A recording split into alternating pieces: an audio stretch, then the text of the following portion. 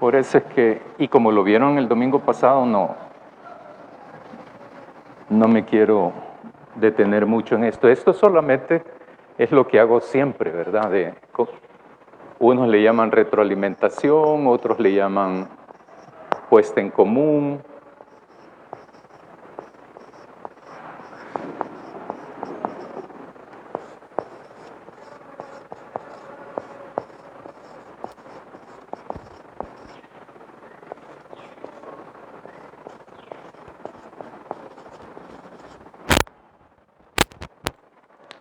¿Con quiénes está dialogando Jesús ahí, en el capítulo 10? ¿Con quiénes? Los judíos. Con los judíos. Con los judíos.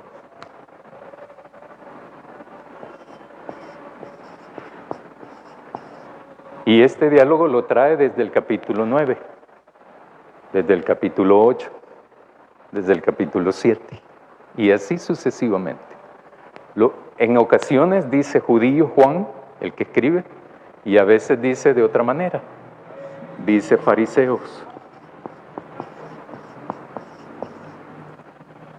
O sea, que Jesús, a quienes les está haciendo la crítica, es a los judíos. Porque dice, los que no entran por Jesús, ¿qué son? ¿Qué son? Ladrones y salteadores, usurpadores.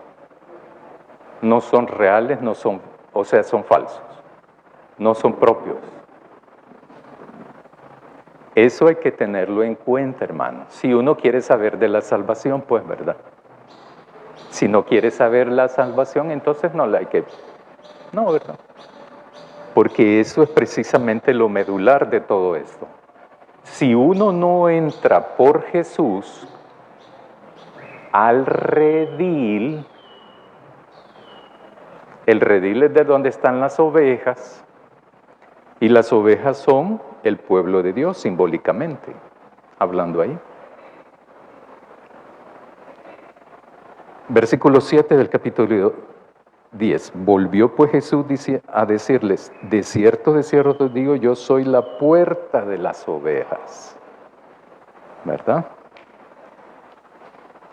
Y luego va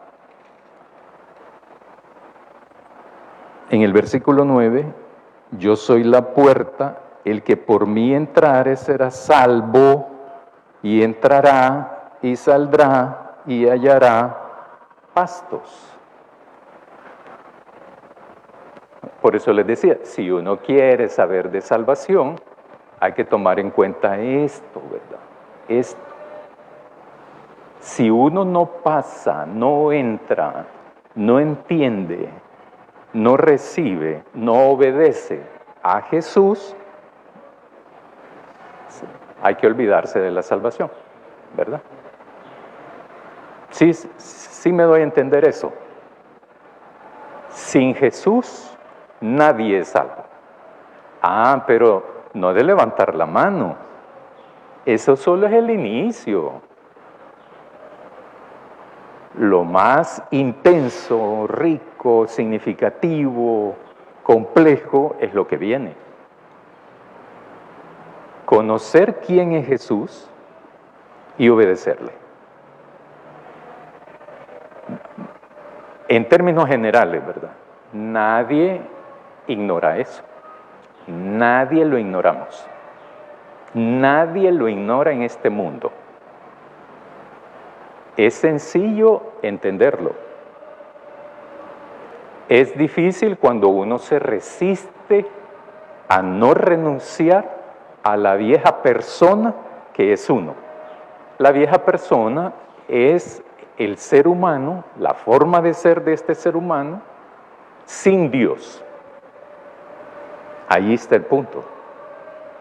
Para ser salvo hay que nacer de nuevo. No se puede ser salvo sin Jesús, o sea, sin nacer de nuevo. No se puede. Nadie va a entrar así. Porque Jesús dice también, como decía el jueves, ¿quién es mi madre y mis hermanos? Los que hacen la voluntad de Dios. Entonces si no hago la voluntad de Dios, no soy parte de Jesús, familia de Jesús. Jesús no es mi Señor, Jesús no es mi Salvador.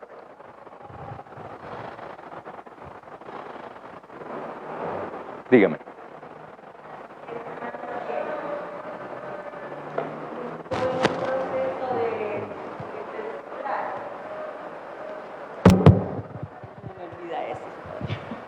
Estoy en un proceso de discipular, estoy en diferentes etapas con diferentes personas de discipulado, por lo que usted está hablando ahorita.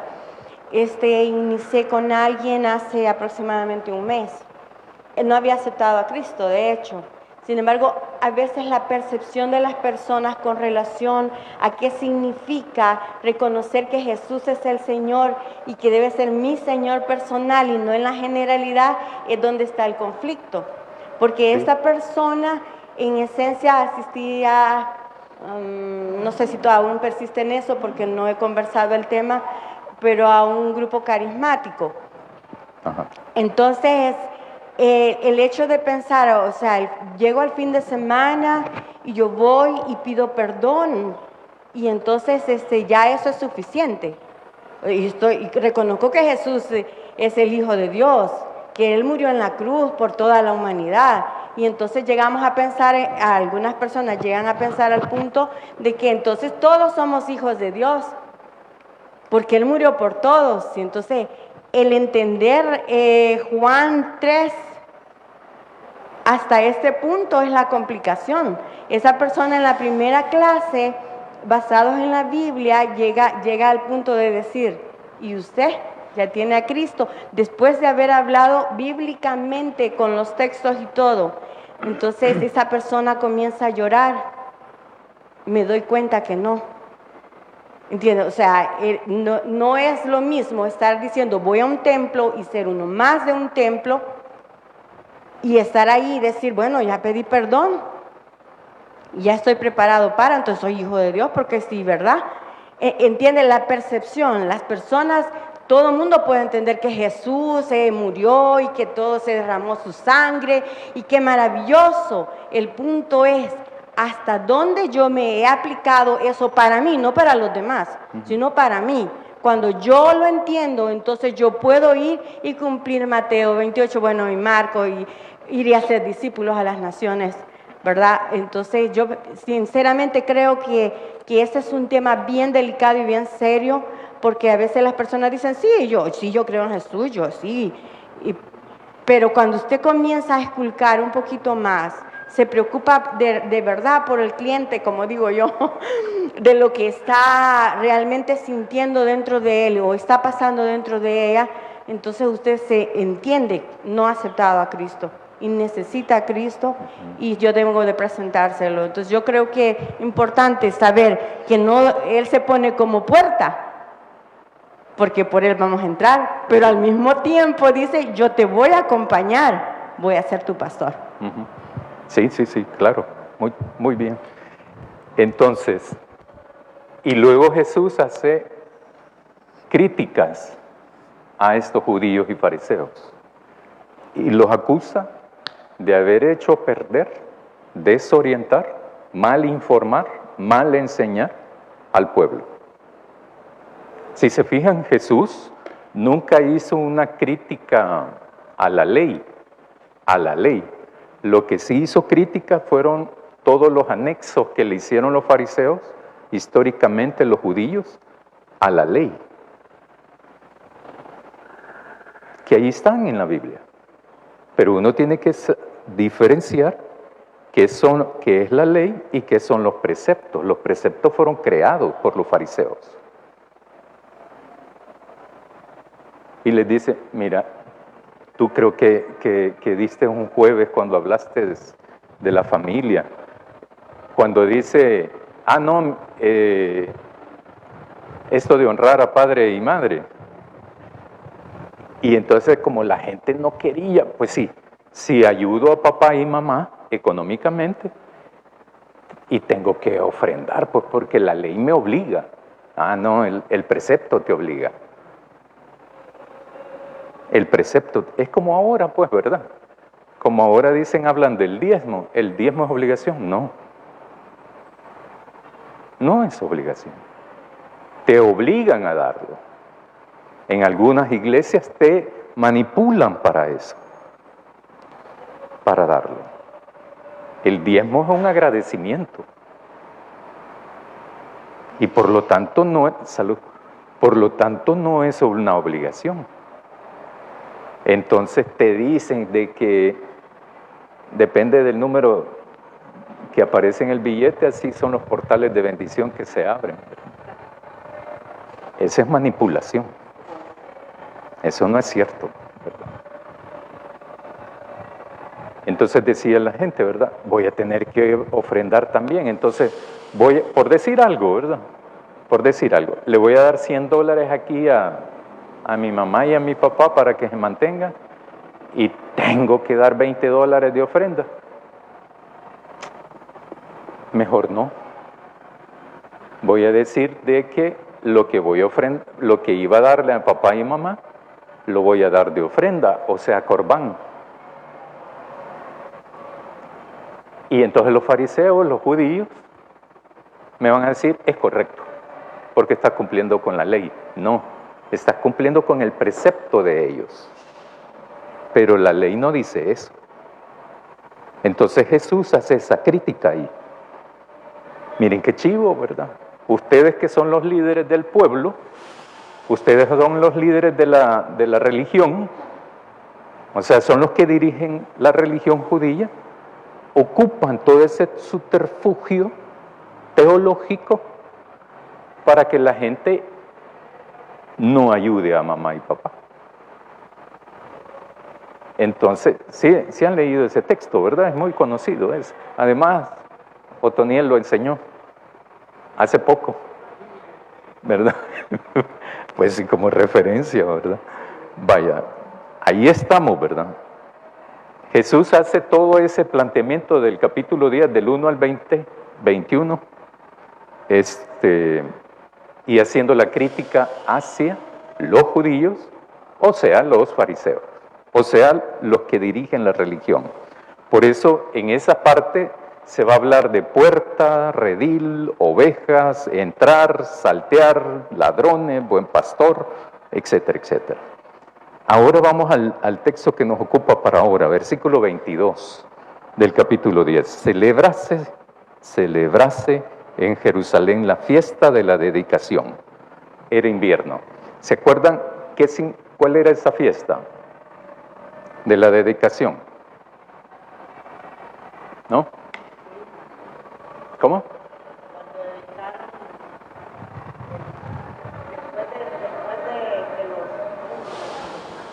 Exacto.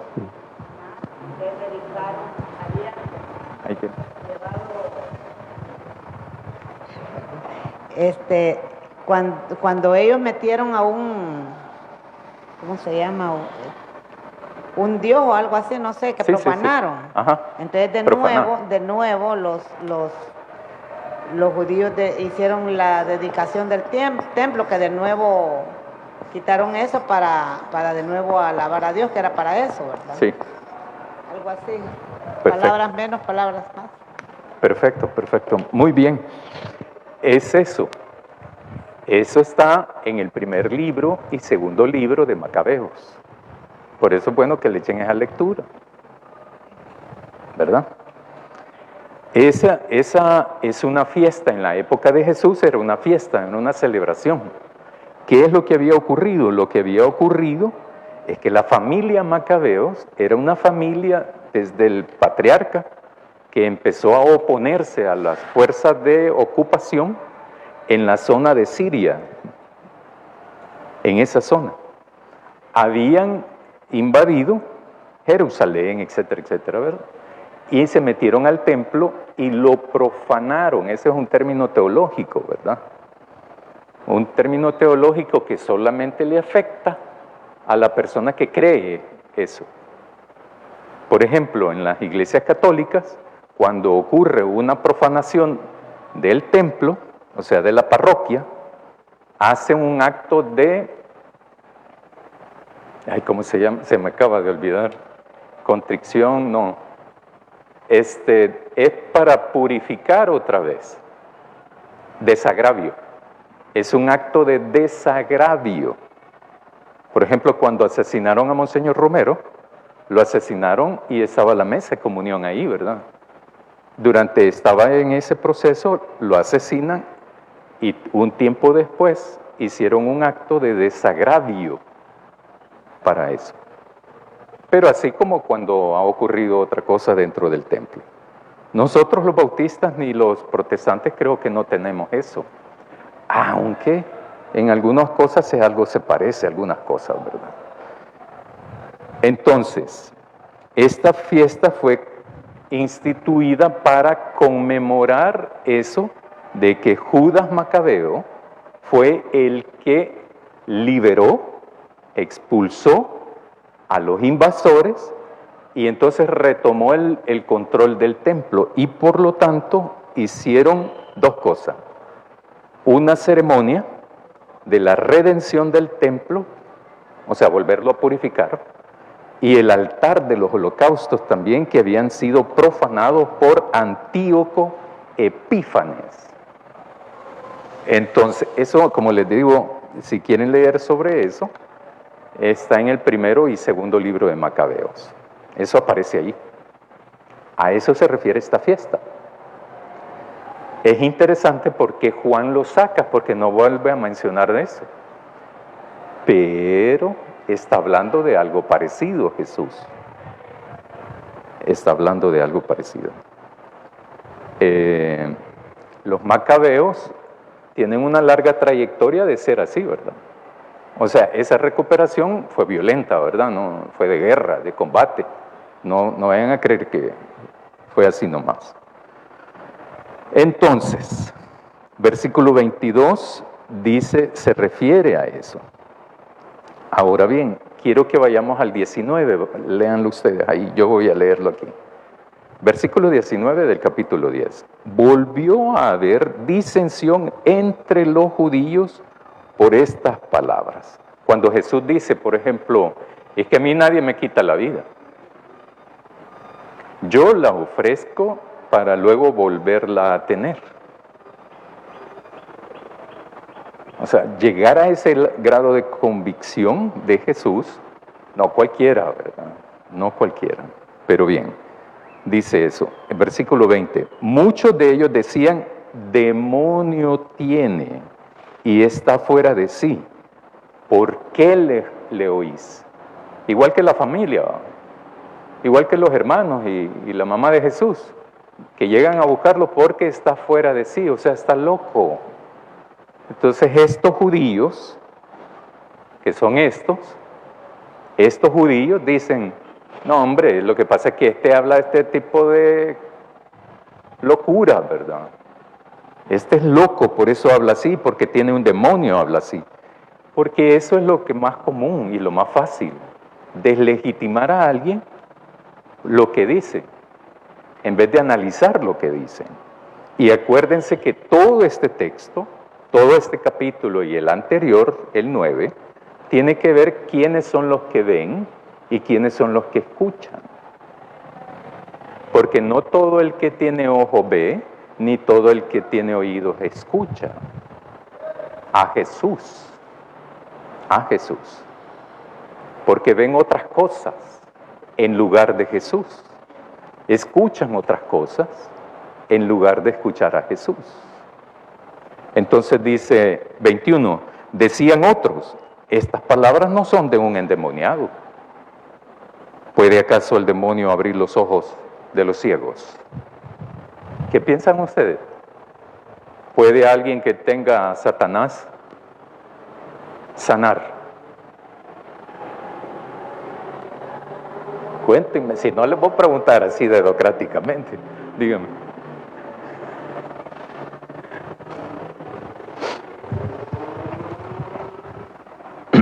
Gracias, Mike. Bueno, hermano, Es que este tema de los demonios es algo complicado. Es necesario ir e investigar un poco, leer otro poco, ir a la cultura griega, ir a la mitología griega para entender de dónde viene eso. La penetración en el pensamiento del judaísmo es uno de los grandes problemas que tenemos hoy para interpretar esto de los demonios. Esos demonios, de acuerdo a la traducción del griego, viene del término griego daimon o daimonión, que significa que nunca significó cosa mala, sino aún el daimonión podía hacer cosas buenas y podía hacer cosas malas. Y estaba expresada y se aplicaba directamente y se transformó en espíritu cuando se aplicó a los muertos. Y dice que esto del demonio es la intención maligna del hombre, dice esa investigación. Entonces, hay cosas que hay que como profundizar un poco más y entenderlas para no confundir esto de las intenciones malignas del hombre con algo que es celestial, porque la mitología griega lo pone como un ser celestial, ¿verdad? Es decir, y algunos dicen que, bueno, si se cayó del cielo, como dicen otros, ¿verdad?, que son ángeles caídos del cielo, ya no es celestial porque se cayó. Pero son cosas de esas. Sí. Solo termino diciendo que esto hay que ponerle más atención porque habemos creyentes de los demonios, ¿verdad? Creo yo que en el espíritu de Jesús, ¿verdad? Por eso la contradicción, bueno, puede el demonio echar afuera el demonio si Jesús tenía demonios en el pensamiento griego.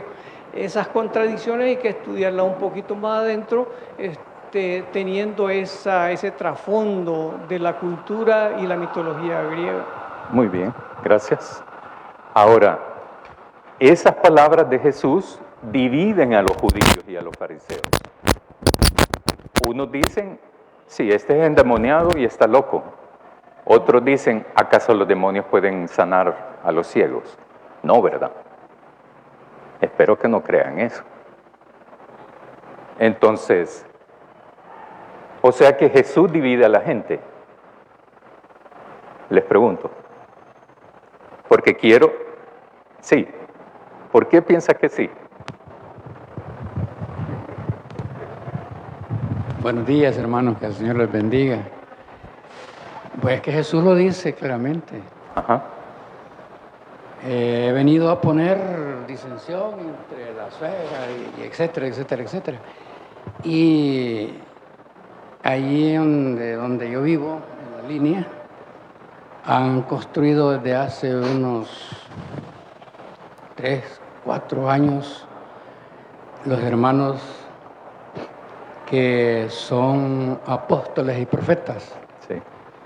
Edificaron allí una casa grande con santuario y es la iglesia de apóstoles y profetas. Pero la gente alrededor nos interesa y en la línea ahí vive de todo. Nos interesa, hay creyentes, por supuesto. Entonces, yo sí pienso que Jesús produce división en cuanto al creer y el nacer de nuevo. Muy bien, perfecto.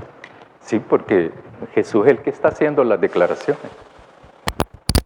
Jesús está haciendo estas declaraciones. La decisión es de la gente. La decisión es de los judíos, de los fariseos. ¿Oyen o no oyen a Jesús? Dígame.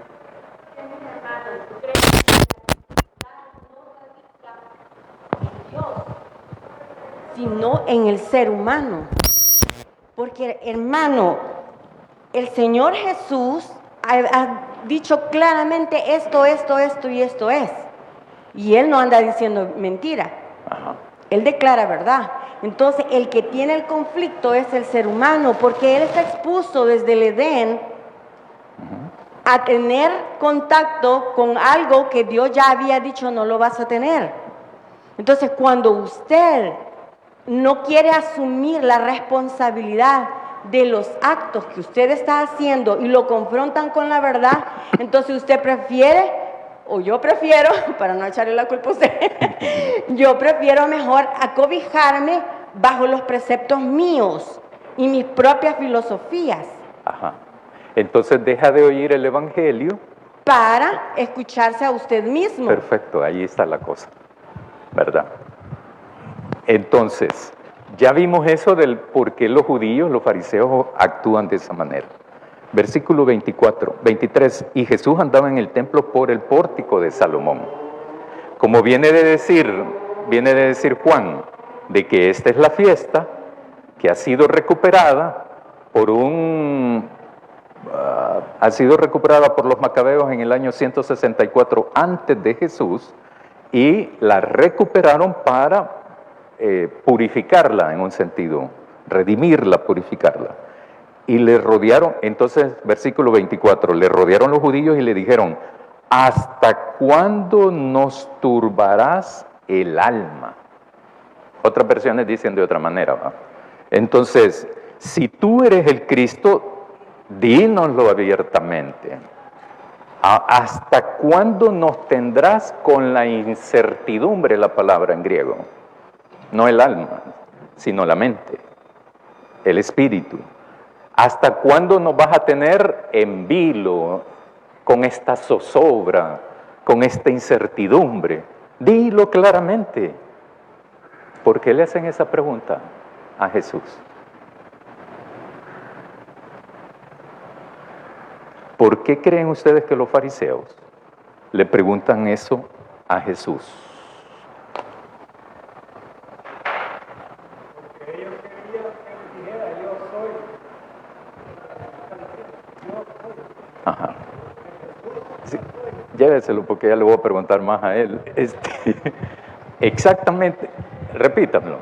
No, pues sí, ellos querían que él les dijera, yo soy Jesús, yo soy Dios. Muy bien. Y él no les iba a decir eso. ¿Por qué? Ni se los dijo. ¿Por qué? Porque eran pecadores. Además, Ajá. en la Biblia aparecen solamente 2 veces cuando Jesús se les dice, yo soy. Al ciego, al hombre que nació ciego y a la samaritana. Primero a la samaritana y después a 2 personas, un hombre y a una mujer. Ajá. Muy bien, déjelo ahí porque ¿por qué dice que no le va a decir claramente que Él es el Mesías? Porque no era la intención del Señor. Porque si Él les decía eso, Ajá. lo iban a condenar. Y Exactamente. Él tenía un propósito, no solo para Él, sino para la humanidad. Sí. Se fijaron en eso, ¿verdad? Porque le dice, ¿por qué no le decís claramente, pues? ¿Por qué te andas con tantos rodeos y tantos piricuacos, verdad? ¿Por qué no lo decís? Supongo, ¿verdad? Que eso lo hace la gente que está en contra de él, la gente que dice que está endemoniado. Y entonces la pregunta es clara, directa, de los judíos, pero Jesús no la responde directamente, porque no es ingenuo Jesús, porque Jesús no es loco. Y Jesús no se va a dejar manipular por ningún ser humano de antes ni de ahora. Por eso hay que tener cuidado, ¿verdad? Jesús no le responde directamente a la gente. Sabe las intenciones de la gente, de los judíos. Y entonces es bien interesante eso. A mí me surge sumamente interesante cuando le dicen entonces, ellos, si Jesús les ha dicho antes, o sea que ustedes no ven, ¿verdad? Sí, ¿te acuerdan de eso, de que lo leyeron? Y que los acusa. Que no vio desde el nacimiento, logra identificar quién es Jesús, aunque no lo conoce.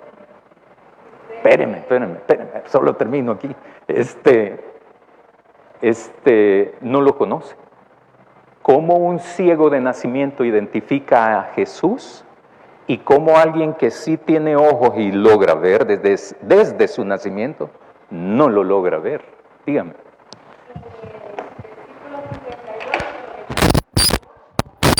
Ajá.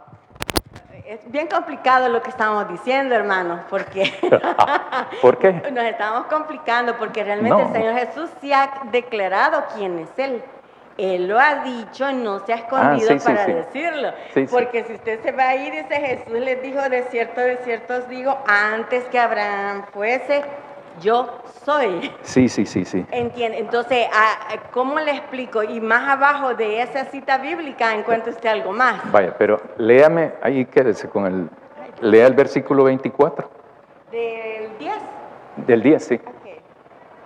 Y le rodearon los judíos y le dijeron, ¿hasta cuándo nos turbarás el alma? Si tú eres el Cristo, dínoslo abiertamente. ¿Qué quieren saber los fariseos? La verdad, No. ellos no quieren aceptar quién es Él. No, pero esa es interpretación. Según la pregunta, El Cristo. Es que ellos veían al Cristo, ¿y quién es el Cristo? el Cristo para ellos. Ajá. El Cristo no el Cristo pensado de Sí. Dios, sino el Cristo para ellos era Sí. el que iba a restaurar el reinado de Israel. La pregunta de los judíos y los fariseos, ¿tú eres el Mesías o no? No Dios, Mesías. Cristo es Mesías. La pregunta no es si Él es Dios. La pregunta no es, y dilo de una sola vez, ¿verdad? Y que no andes con tanta onda y decirnos si sos realmente el Mesías o no sos el Mesías. Esa es la pregunta. Y claro, ¿verdad? Uno interpreta eso. Yo estoy de acuerdo con su interpretación. Sí. Sí, es que yo creo que en esta relación de decir la verdad y la expresión de Jesús, yo soy, son dos momentos distintos. El yo soy histórico desde antes de Abraham, yo soy, es una posición teológica que expresa la eternidad, la existencia eterna de Jesús en Dios. Esa es una posición teológica. La otra cosa es el momento de ese diálogo con los fariseos. Es decir, toda acción debe de tener a la base una buena intención, porque si no, no es una buena acción. El caso de los fariseos, querían saber la verdad porque eso les da argumentos para seguir acusando, ¿verdad? Para llevarlo más rápido en el proceso de condenación, el proceso de juicio contra Jesús que ellos estaban tratando de armar desde hace tiempo.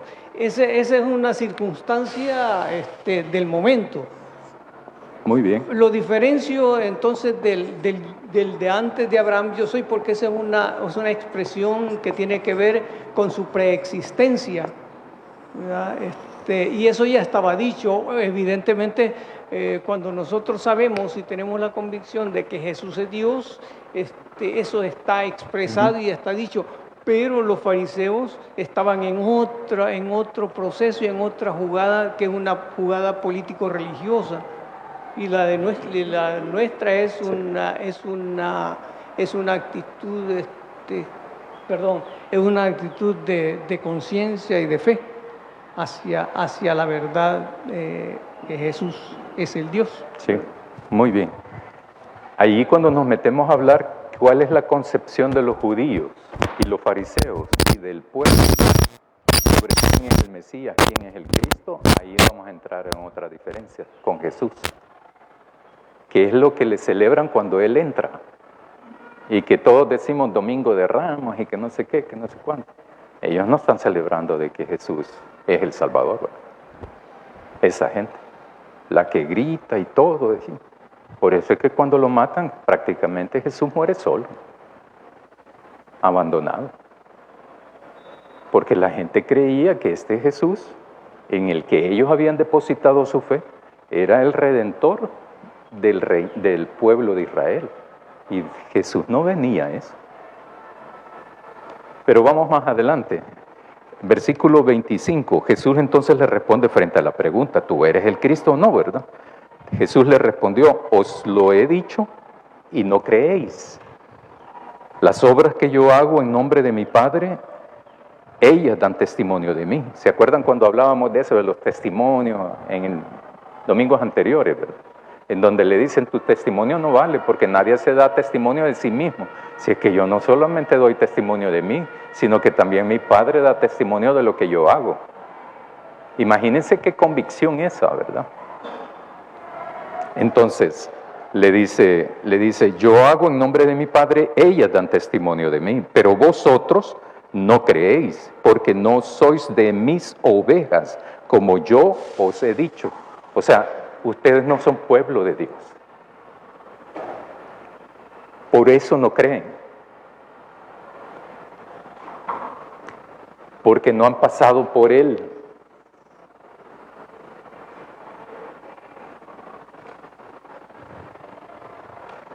¿Y qué es pasar por la puerta? Entrar por la puerta. Es creer. Y por eso Jesús les dice, ustedes ya lo he hecho, pero ustedes no creen.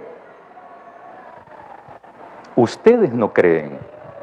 Os lo he dicho y no creéis. Las obras que yo hago en nombre de mi Padre, ellas dan testimonio de mí. Pero vosotros no creéis, porque no sois de mis ovejas, como os he dicho.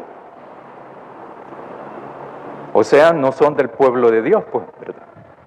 A los dirigentes de la religión judía. Mis ovejas oyen mi voz y yo las conozco y me siguen. Aquí podemos hacer otra cosa, ¿va? ¿Quieres ser oveja realmente de Jesús? ¿Verdad? De Jesús. Hay que seguirlo. Hay que creerle. Y como hemos dicho, ¿verdad? Eso tiene que ver con la vida, con la práctica. Versículo 28. Y yo les doy mi vida eterna. ¿A quién? A las ovejas. O sea que no se las da a todos. Claro, por supuesto. Si no responden, no. Porque entonces, ¿cuál es el meollo de esto? Pues? Entonces dice, yo le doy mi vida, pero a las ovejas de Él. A las que no son ovejas, no. Entonces, por eso el ser humano tiene que ser, para seguir con esto, ¿verdad? Suena feo, pero, bueno, realmente, personalmente a mí no me gusta eso, pero, porque es muy alegórico, ¿verdad? Entonces, si yo no soy oveja, la vida de Jesús no me alcanza, no me toca. La decisión es mía. Entonces, y yo les doy mi vida eterna. ¿A quién? A las ovejas. Y no perecerán jamás. Está hablando de la eternidad, ¿verdad? Ni nadie les arrebatará de mi mano. Esa pila que se les ocurre a alguna gente es que, ay, fíjese que se me metió Satanás y tuve que pecar. ¿Va a creer? No va. En ese tipo de inmadureces uno no debe meterse. Porque eso es una cuestión manipuladora, embaucadora y otra clase de términos un poco peores, ¿verdad? No, la cosa es sencilla. 29. Mi Padre que me las dio es mayor que todos y nadie las puede arrebatar de la mano de mi Padre. Yo y el Padre, uno somos. Vaya. Y ahí queda, en suspenso para el otro domingo. Pero bien, entonces, Yo, en el Evangelio según Juan, los judíos y los fariseos quedan trapeados, quedan descubiertos quiénes son realmente. Porque en los versículos del 1 al 21 aparecen unos términos que les dice Jesús ahí fuertes a ellos, ¿verdad? Son asalariados,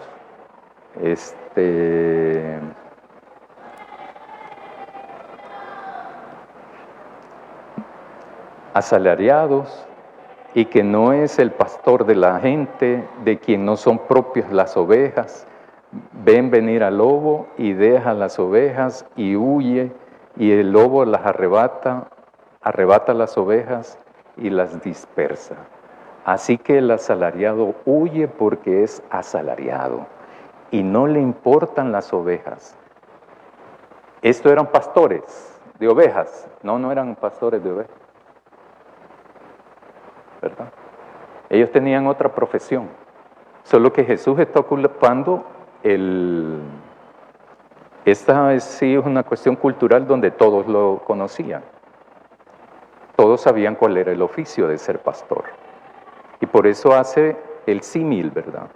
La similitud de la comparación, mejor dicho, entre la profesión y el liderazgo de la religión judía. Y sale mal el liderazgo de la religión judía. Pero si se fijan, el ataque no es contra el pueblo. La crítica no es contra el pueblo. Al pueblo le llama oveja, pero no todo el pueblo de Israel forma parte de las ovejas de Jesús. Para ser oveja de Jesús, para ser parte del pueblo de Dios, hay que pasar por Jesús. Hay que entrar por la puerta, para que este buen pastor entonces acompañe a sus ovejas. Las ovejas no son de nadie más que de Jesús y de Dios. Por eso dice, si tú estás conmigo, en otras palabras, dice, ¿verdad? Nadie te va a apartar. Ni de mí, ni de Dios, dice en el 29. Mi Padre que me las dio es mayor que todos y nadie las puede arrebatar de la mano de mi Padre. Y anteriormente ha dicho, ni nadie las arrebatará de mi mano. Por ejemplo, hace poco estaba hablando con alguien y les digo, miren porque me estaban contando eso de que no, porque tuve un problema y todo, y me salí del camino del Señor y toda la cuestión, ¿verdad? Entonces, les digo yo, miren, esa onda de andarse metiendo y saliendo del camino de Dios no es saludable, pues, ¿verdad? O uno está o no está en el camino. Lo que pasa es que es un proceso de vida, es un proceso que me va a llevar toda la vida. No hay que desesperarse tampoco, ¿verdad? Dios lo va acompañando a uno. Lo que pasa es que uno tiene que estar del lado de Dios. La decisión es de uno, estar con Dios o no estar con Dios.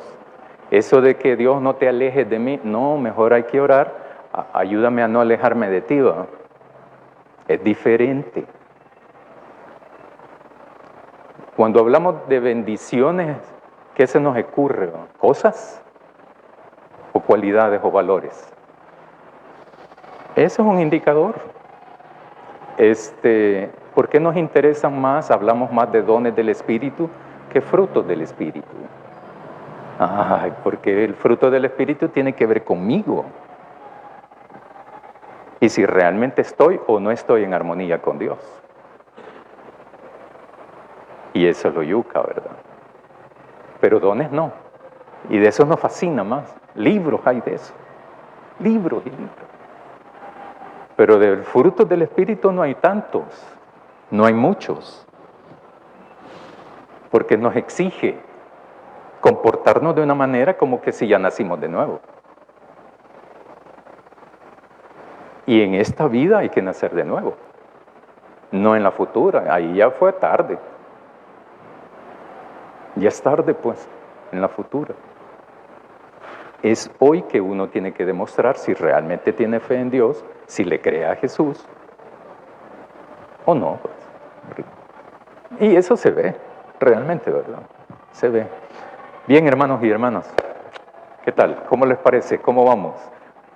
Sí, va. A mí me fascina esta onda, iba a decir, va. A mí me fascina esto, porque en el diálogo, si se fijan, ¿qué cosa incorrecta dijeron ustedes hoy? Ninguna. Y el domingo pasado tampoco, y el anterior tampoco, porque de eso se trata. Nadie tiene todo el absoluto sabiduría ni nada de eso, ¿verdad? En el compartir la sabiduría va uno entendiendo esta cuestión, y va entendiendo y va preguntándose cosas. A veces yo hago muchas preguntas, pero no es por fregar, es por la provocación para la reflexión. Todas estas preguntas yo me las hago cuando estoy estudiando esto. De hecho, les voy a contar ahora que tengo 5 minutos más. Ya estoy estudiando el próximo libro que vamos a estudiar en Escuela Bíblica a partir de diciembre. Vamos a empezar, que es el libro de Job.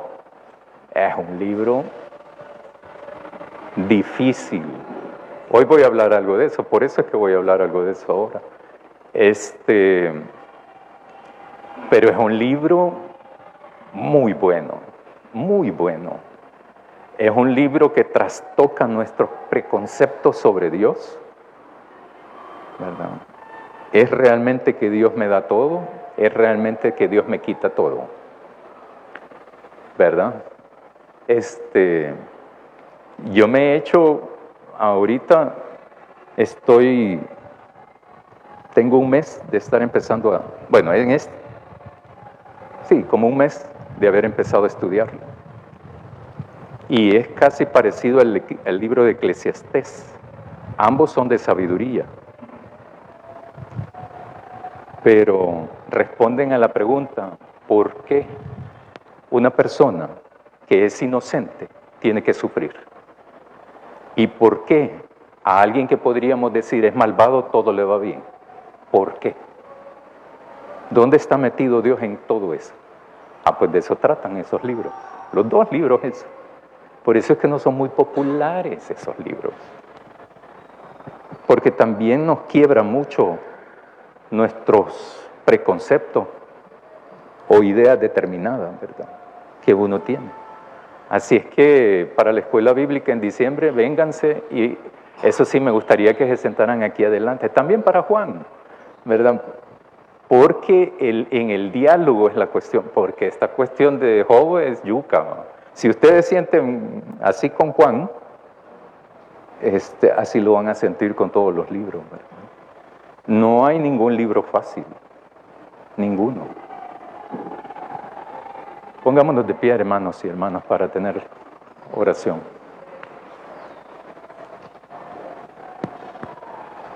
Querido Dios, queremos agradecerte porque Jesús es la única persona por medio de la cual podemos obtener salvación y vida eterna.